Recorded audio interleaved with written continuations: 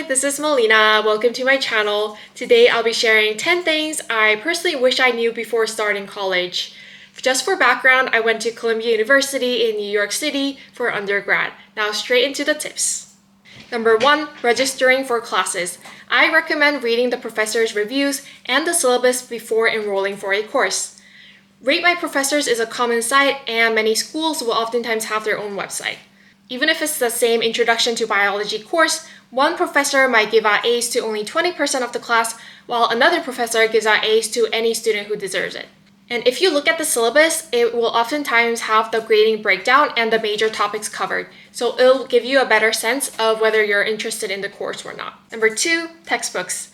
Freshman year, I bought all my textbooks from the school bookstore before first day of classes, but don't do this. I wouldn't recommend buying textbooks before the first day of classes because a professor might have changed his or her mind to go with a different version of the book. It might also be a book where you'll be only reading it once or twice a semester, in which case you can go to the library and just read it there and save some money. Number 3, office hours. Go to office hours. There's so many amazing professors out there, so take your time to get to know them. They might be able to introduce you to an internship opportunity or give you a hint on what's going to be on the exam. It's also a great chance to get help on assignments if you're stuck. And if you're planning to go to grad school, they might be able to write you a letter of recommendation. Number 4, grades. Grades aren't everything. Your GPA won't matter too much if you're trying to get a job straight out of college. But if you're planning to go to grad school, then your GPA would matter more. Of course, don't slack off and fail your classes, but spending some time doing internships or networking can be beneficial as well. Number 5, school tradition. Try taking part in at least a couple of your school tradition.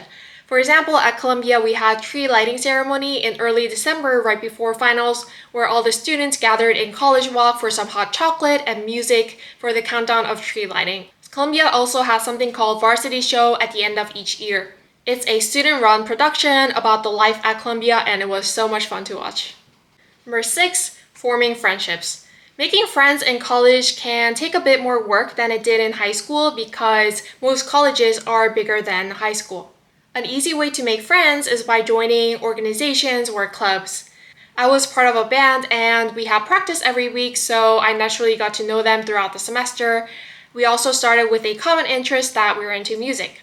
You can also make friends in smaller size classes. I took Chinese throughout college and the class only had about 12 students and the class met every single day. So I got to know them really well and became close with a few of them, and I keep in touch with them to this day. Number 7, have fun and explore the city. Of course, you're at a university to study, but there's life beyond your classes and books.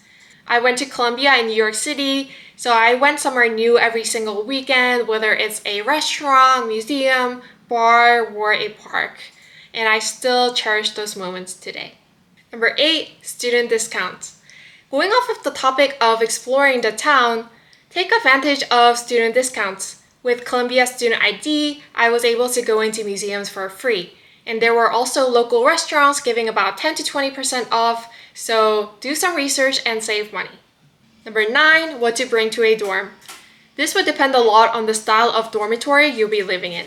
But if you'll be using a communal bathroom, I recommend bringing flip-flops, bathrobe, and a shower caddy to bring your shampoo, conditioner, and body wash back and forth.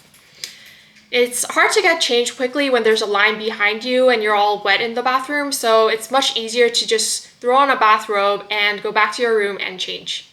If you'll be having roommates and if you can't really sleep with noise, bringing some earplugs might help.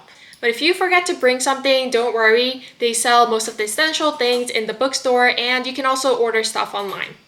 Number 10, last point, don't be scared. College classes tend to be a bit harder than high school, but there's no need to worry too much. I was really scared before going to college that my college classes are going to have impossible amount of workload and the professors are not going to be lenient at all, but that really wasn't the case. It wasn't too bad. That being said, I was a humanities major in college and I went to a prep school, so I may have had an easier transition to college. I would say there's more reading in college, but you'll find ways to get through, like skimming or sharing notes with your friends. And even if you run into issues, there will be advisors, professors, and your peers to help you out. If you are admitted into the school, it means that you're qualified to go to that school and the college admitted you because they believe that you can succeed in that school. These are all the tips I have for today. 4 years of college goes by so quickly, so enjoy the moment you're in. If you're applying to colleges, best of luck. Thanks for watching. Bye!